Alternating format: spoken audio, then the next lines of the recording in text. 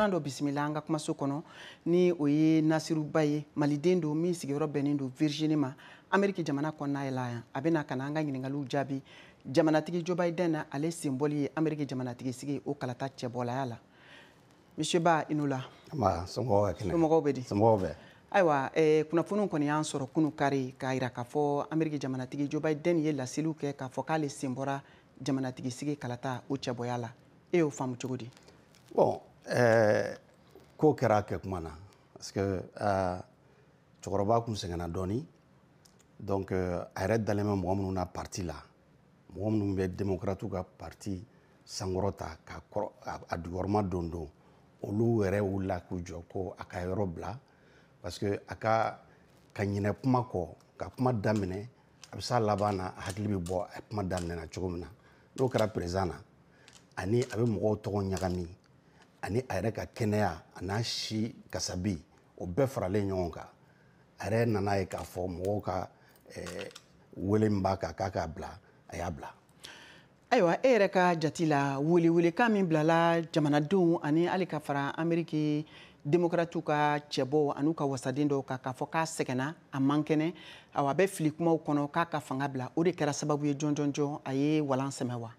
o de kɛra sababu ye jɔnjɔnjɔ mais n'i y'a jate minɛ fana sɛgɛsɛgɛli ani Trump cɛ n'u b'a fɔ tubabukan na ko sondage olu bɛɛ ye Trump bila a ɲɛ donc o bɛ mɔgɔw siran minnu ye démocratiw ye k'a fɔ ko cɛkɔrɔba non seulement an ye fɛn fɛn fɔ o bɛɛ b'a la ni Trump fana tilala k'a dan sondage la donc cogoya tɛ bilen awa i yɛrɛ bolo nin tɛna kɛ fiɲɛ ye démocratiw ka wasadenw fan fɛ ɲinan jamanatigi sigi kalata la min kan ka kɛ novembre kalo natɔ bon a bɛ kɛ problème ye dɔɔni parce que sisan kɔni Kamala Harris de tɔgɔ nana Biden yɛrɛ ko k'ale b'o dɛmɛ mais pouvoir tɛ Biden bolo ka Kamala Harris k'o nommer k'o kɛ ale nɔnabila ye directement fo déléguéw de ka o sɛmɛntiya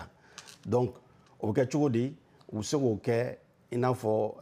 ka ɲɔgɔn ye ordinateur la ka décider ou bien u yɛrɛ ka parti ka ɲɔgɔn ye ba min bɛna kɛ u tila ka décider o kɔnɔna na mais n'u y'o kɔnɔ a bɛ kɛ ko sumayalen ye donc Kamala Harris bɛ cogo min na mɔgɔ wɛrɛw bɛ yen fana minnu démocratiw fɛ olu ka kɛnɛ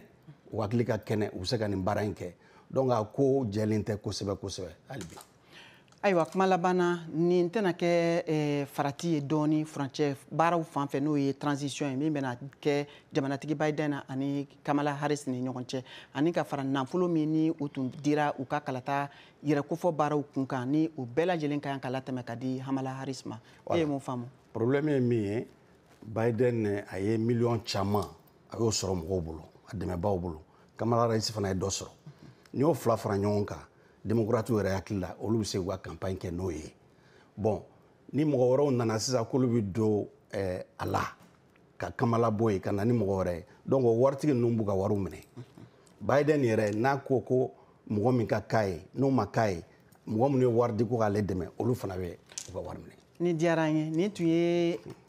Nasiru Ba ale ka laseli ye maliden don min sigiyɔrɔ bɛnnen don Virginie ma a tun b'an bolo kumaso kɔnɔ yan ka na an ka ɲininkaliw jaabi